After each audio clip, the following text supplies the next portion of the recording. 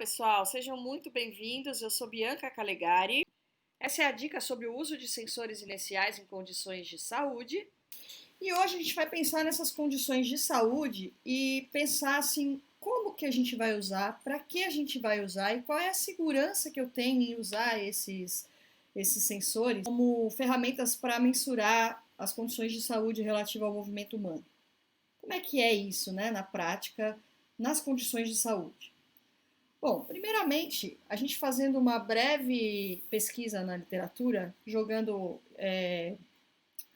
palavras como acelerômetro e movimento, sensor inercial e movimento, balance, gate, enfim, uma série de termos que a gente pode usar, né?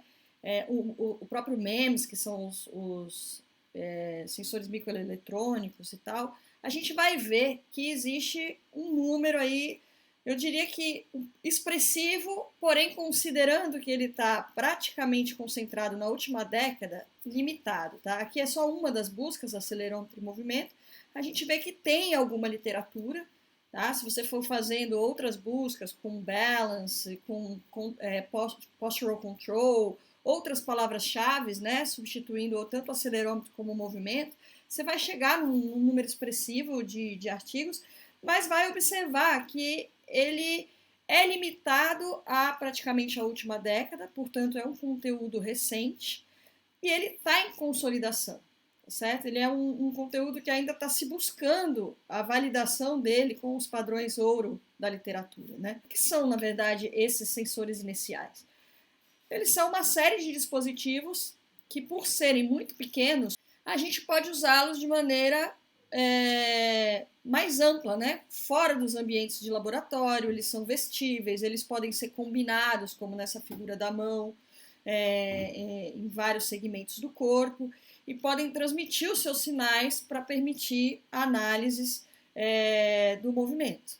Então, se você olhar os sensores, olha, eles são estruturas extremamente pequenas, né? Na verdade, busca-se ainda tamanhos cada vez menores, e eles aí fazem as medidas dos sinais de aceleração e também as medidas de aceleração angular, no caso do giroscópio, podem ser combinadas em algoritmos de fusão, nos 3 eixos de movimento, tá certo? E aí você tem condições de usar isso via Bluetooth com o celular, como a gente pode ver nesse vídeo aí, ou com o próprio computador. Esse sensor inicial especificamente é um dos sensores iniciais médio preço, né? Que ele está lá por volta de $100, um deles. E que pode ser usado combinado. Podem ser usados 4, 5 sensores desses em segmentos diferentes do corpo. Basicamente, como funciona? Cada sensor desse tem lá dentro o acelerômetro e o giroscópio. Tem outras coisas também, magnetômetro, sensor de pressão e tal, mas isso não vem agora especificamente ao caso. Mas ele tem lá dentro um acelerômetro que vai medir essa aceleração linear de um determinado quadro de tempo, temporal, né, nos 3 eixos. Então a gente vê aqui a seta vermelha, né, o eixo Z, o X e o Y, quer dizer, antero-posterior, médio-lateral e crânio-caudal. Então, nos 3 eixos eu tenho condições de medir a aceleração linear e também a velocidade angular no giroscópio. E com base em diversos parâmetros dessas grandezas de aceleração linear e velocidade, eu tenho condições de, posicionando adequadamente esse sensor no meu sujeito, avaliar a movimentação de qualquer segmento do corpo dele, em qualquer um dos 3 eixos. Então, aqui, por exemplo, ele está fazendo uma flexão do antebraço. Se esse meu acelerômetro estiver corretamente posicionado, eu souber exatamente onde é que estão os eixos, imagine que ele estivesse nessa posição aqui, mas pequenininho na mão.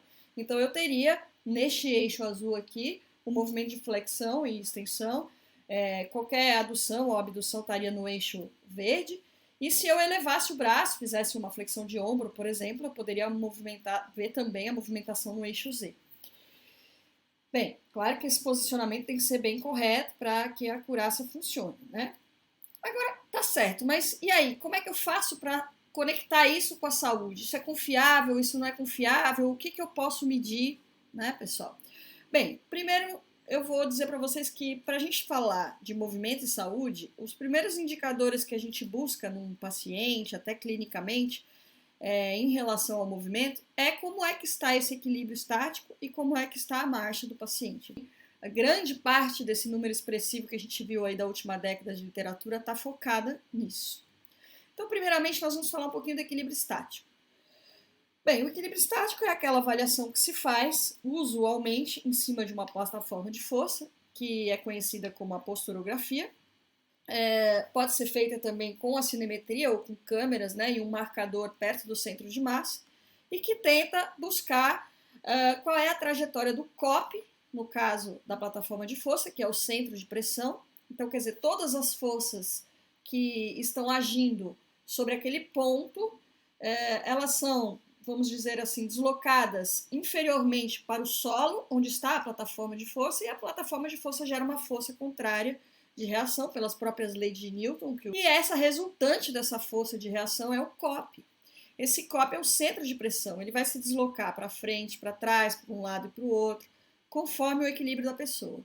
E a trajetória desse COP, a medição e a interpretação sistematicamente dessa grandeza, vai conseguir dar para a gente a medida da oscilação postural na postura estática. Isso é feito já há muito tempo, de olhos abertos, de olhos fechados, às vezes na posição de semitandem, enfim, às vezes mudando-se, colocando uma superfície de espuma, tá? Então, as aplicações clínicas e no esporte da posturografia por plataforma de força, ela já tem um padrão ouro reconhecido para medidas de equilíbrio, desempenho e para tentar inferir riscos de quedas, etc. Assim como a cinemetria também, tá? Eu falo a plataforma porque estou usando ela aqui por ser, em relação à cinemetria, de mais fácil utilização e também mais barata, né? Bom, vamos lá. O que a literatura diz sobre isso? Nós temos mais de uma década de estudos que vem usando o acelerômetro na região lombar ou em outras regiões para avaliação do equilíbrio estático. Aí a gente vem para uma revisão sistemática de 2019. Vejam como o conhecimento está em consolidação, né? A primeira revisão sistemática que eu encontrei foi de 2019, tá? E ela não consegue fazer uma meta-análise dos dados ainda, tá? Então, em 2019, esse grupo de pesquisadores conseguiram 47 artigos que tinham tamanho de amostral variando de 10 a 135. Nesses artigos podiam comparar patologias com pessoas saudáveis, ou poderiam ser só pessoas saudáveis ou só patológicas, mas tinham que ter acelerômetros orientados e medindo pelo menos o eixo médio lateral e o anteroposterior. Podendo ter o terceiro eixo ou não, mas a oscilação anteroposterior e médio lateral obrigatoriamente tinham que ser incluídas. As superfícies eram variadas, várias análises, tanto de olho aberto quanto fechado, algumas com posição tandem, que é aquela dos pés não simétricos, algumas avaliaram dupla tarefa, e a maioria delas com o acelerômetro em L5, com uma ou outra variação, tá? Um ou outro artigo que fez diferente disso, mas a grande maioria trabalhou L5 ou L2, L3, ou em alguma região aqui da lombar. Esse é o padrão da literatura para análise de equilíbrio por acelerômetro. Tá? O mais comum desses artigos, desses 47, era usar o acelerômetro. Poucos estudaram o giroscópio associado com fusão de sensores.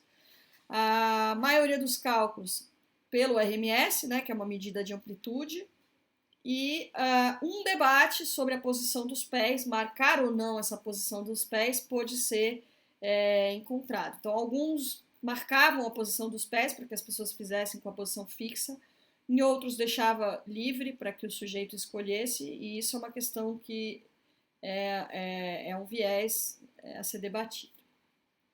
E aí, como é que ficou a comparação dessas medidas em termos de uma revisão sistemática que pegou a última década toda, né? Primeiro, eles chegam àquela conclusão que já tinha sido levantada por alguns autores lá atrás, que a aceleração e COP são grandezas diferentes, tá? São grandezas físicas diferentes. São sinais gerados em locais diferentes do corpo.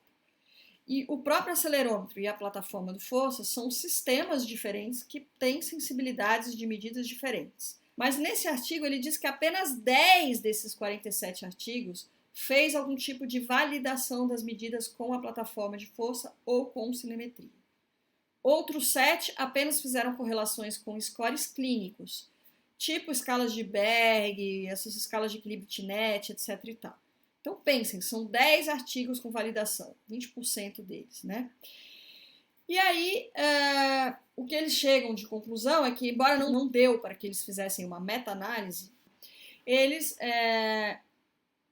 evidentemente reconhecem a ampla disponibilidade e o baixo custo dos smartphones e dizem que as vantagens desses sensores em relação aos scores clínicos subjetivos, quais são esses scores clínicos subjetivos?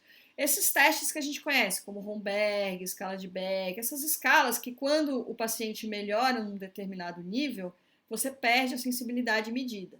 Então, por exemplo, se você fizer uma escala clínica em todos nós aqui que temos equilíbrio normal, provavelmente teremos 54 pontos todos na escala de Berg. Ela não tem sensibilidade para diferenciar o nosso equilíbrio, mas medidas como o acelerômetro pode fazer isso. Então, as evidências clínicas, os benefícios das evidências clínicas são evidentes. Porém, faltam muitas informações em relação à calibração de sensores, em relação às frequências de aquisição, que são muito variadas, não há uma padronização. Por exemplo, o padrão ouro da literatura em relação à plataforma de força e à cinemetria, eles já têm toda um checklist, como a eletromiografia, por exemplo, do que você tem que fazer para fazer a coleta do sinal com qualidade. Qual é a frequência de amostragem, que tipo de filtro você passa, etc. E isso eles não veem isso como já estandarizado para os acelerômetros. Além disso, a influência da aceleração de gravidade nas medidas ela é praticamente ignorada em todos os artigos. E a variedade de protocolos, como eu já disse, é imensa.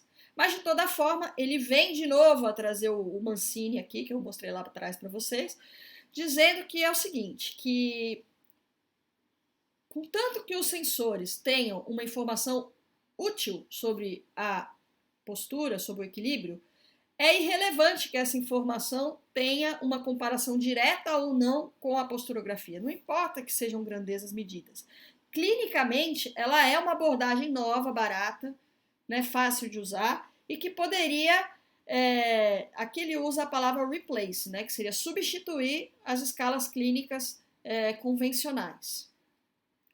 Mas, volto a dizer para vocês, como esses estudos de validação têm uma variação muito grande, biomecânicos, vamos dizer assim, os biomecânicos raiz, eles questionam muito essas medidas, porque não conseguem validar elas 100% das vezes, com 100% dos usos em todas as medidas. Agora, claro, a gente que trabalha com a fisioterapia na clínica, que está avaliando um paciente com medidas muito mais subjetivas que essa, já tende a concordar com esse tipo de conceito do Mancini, né? Que é um advento que mudaria bastante a nossa avaliação. Bem, pessoal, a dica de hoje foi essa. Fiquem ligados nas próximas pílulas para verem de perto alguns estudos que mediram o equilíbrio estático usando acelerômetros e celulares. Eu sou Bianca Calegari e essa foi a dica do MOVA da semana.